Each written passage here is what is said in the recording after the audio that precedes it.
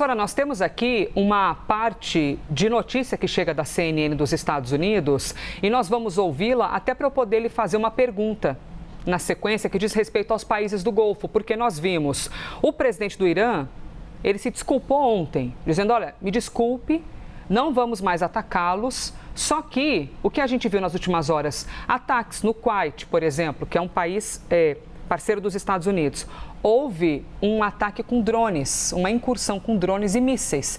E há relatos de ofensivas nos Emirados Árabes, no Bahrein e também na Arábia Saudita. Você vai conferir por meio da correspondente da CNN, a Paula Hencooks, com tradução para que você possa, lógico, compreender tudo que é dito, direto de Dubai. The UAE really has been singled out as having the most retaliation from Iran. We have seen over 1,500 missiles and drones that have been fired towards the UAE, which is remarkable. We know that the vast majority of them have been intercepted by the military here. We know well over 90% have been intercepted. But of course, interceptions themselves bring their own risks. We know that debris falls from those intercepted projectiles in the air. In fact, just last night, Saturday night, there was a Pakistani driver here in Dubai who was killed by debris from an interception falling on his car. So that brings the death toll here to 4. We know over 100 people have been injured, although authorities say many of them are minor injuries.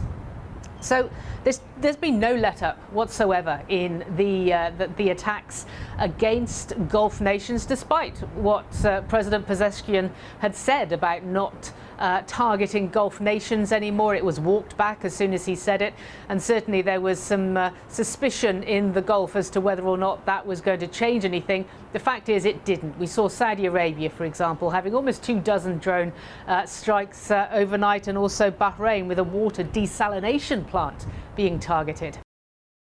Ou seja, diferentes locais que foram atingidos. E voltando agora com a professora de Relações Internacionais, Karina Calandrin. Professora, então, a gente viu um sábado e foi uma surpresa quando nós vimos o presidente dizer, olha, me desculpem pelos ataques, não o faremos mais. Mas ao mesmo tempo, ataques que continuam ocorrendo. A senhora pode nos ajudar a compreender um pouco desse cenário? Bem, deu para perceber que era uma questão retórica apenas, né? Então, o Irã disse que não faria mais os ataques aos aliados dos Estados Unidos, né? Isso exclui Israel, então é importante, né, ressaltar que isso exclui Israel, porque Israel tem feito ataques diretos ao Irã. Então, diferente dos demais países do Golfo, que apesar de serem aliados dos Estados Unidos, não atacaram diretamente o Irã, Israel fez os ataques. Então, o Irã disse que não atacaria esses países do Golfo novamente. Então, Emirados Árabes, Catar, Bahrein, Arábia Saudita, entre outros. Isso foi apenas retórica, porque, como vimos, os ataques continuaram e têm afetado importantes, né, lugares, né, inclusive aeroportos, nesses países.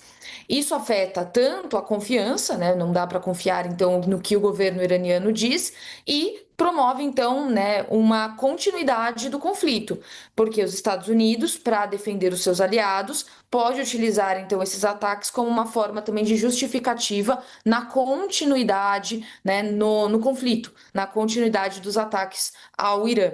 Então podemos, né, ver que a guerra pode continuar, né, então o conflito pode continuar. E talvez o Irã tenha dito que não atacaria mais, até para tentar reduzir os ataques ao seu próprio território. Não que isso fosse uma garantia, uma vez que os Estados Unidos têm o seu próprio plano, juntamente com Israel, né, seu próprio plano de ação, né, de como o conflito vai se estender, mas estaria apostando que, né, com a diminuição dos ataques aos aliados dos Estados Unidos, o próprio Estados Unidos diminuiria, né, os ataques ao Irã. Mas isso agora não vai acontecer, uma vez que os ataques continuam a todos os aliados.